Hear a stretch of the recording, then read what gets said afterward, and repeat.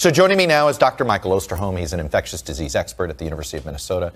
Dr. Osterholm, welcome back to Meet the Press. You know, earlier this week, you and I spoke about this current race against these mutant strains and about the vaccine distribution. And you seem to, you said something that really stuck with me. So I want to show this screen of, this is the efficacy rate of the first doses of the three of the vaccines, Moderna at 80%, Johnson & Johnson 72%, Pfizer at 52%. Again, all the first dose efficacy rates. Do you believe we are now at a point where we may have to call an audible here on how we distribute the vaccine? Well, first of all, let me just say that I have been one of those saying that we need to make sure that we have both first and second doses and follow the FDA approval process. But let me say right now, we do have to call an audible. I think it's no doubt about it. The fact is that the surge that is likely to occur with this new variant from England is going to happen in the next 6 to 14 weeks. And if we see that happen, which my 45 years in the trenches tell us we will, we are going to see something like we have not seen yet in this country. England, for example, is hospitalizing twice as many people as we ever hospitalized at our highest number. And so we do know that if we look at these first doses, that in fact we can even get higher numbers than you just laid out by the time of the third week after vaccination. So we still want to get 2 doses in everyone, but I think right now, in advance of this surge, we need to get as many 1 doses in as many people over 65 as we possibly can to reduce the serious illness and deaths that are going to occur over the weeks ahead. If this decision, if the Biden administration agrees with your call here, they basically have to make this decision right now. The second dose appointments. They do have. Yeah, the second dose appointments basically have already begun or are beginning. So they have to do this right now. Do you think as you know, look, everybody's nervous because there's no perfect solution here. Do you think they're ready to do this, or do you think they're going to get cold feet?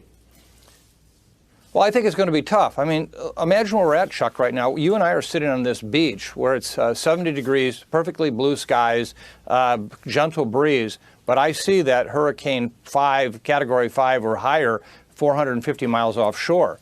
And, you know, telling people to evacuate on that nice blue sky day is going to be hard. But I can also tell you that hurricane's coming. So I think we have to understand that because of this surge, we do have to call an audible.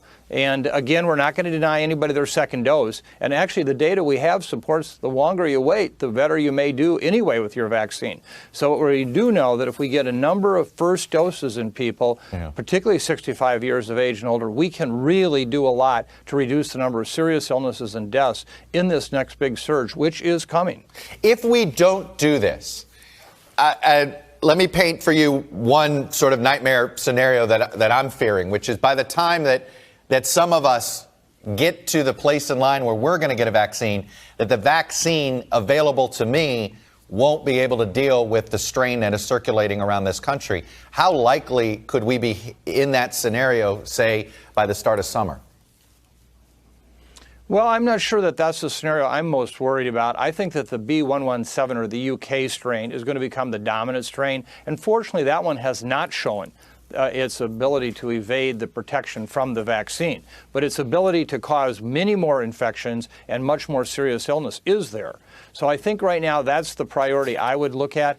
When you look at the data on the other variants, we're very concerned about the ones from South Africa and Brazil that may, in fact, lead to evasion of the immune protection from either natural disease or from vaccine. But even if you look at the vaccine trials in South Africa, for example, what was missed in the J&J trial, no one who had the variant infection who was vaccinated died. So it may actually attenuate the serious illness and not just fully prevent it. So I think right now we have to concentrate on is what's going to be the surge. Imagine, Chuck, right now, at 120,000 to 130,000 people hospitalized at one point, we saw our healthcare system literally on the edge of not being able to provide care. Imagine if we have what has happened in England, twice as many of those cases. That's what we have to prepare for now. That's why I think we're putting forward this. The other thing we have to do is just prepare people. You know, we're all loosening up right now. You know, we see the case numbers coming down. We all want to end our pandemic fatigue and our pandemic anger that don't believe the pandemic's even real.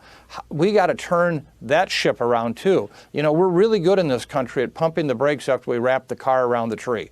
You know, what we have to do now is also anticipate this and understand that we're going to have to change quickly. As fast as we're opening restaurants, we're likely to be closing them in the near term. How blind do you feel right now to the various strains that might be circulating? I mean, I've seen some epidemiologists say that, you know, we don't know what we don't know because we've done such a poor job of surveillance. I know there's some fears that, you know, we think there's a South African strain, a Brazil strain. People are worried about a Chicago strain and a Los Angeles strain. How worried are you about what we don't know and can't see right now? I'm very concerned about that. But I think the good news is that I actually see action being taken with this new administration, unlike we've seen before.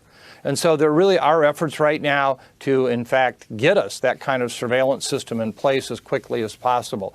And frankly, we need the Congress to pass the President's Relief Act because that'll help us also do more of this kind of work.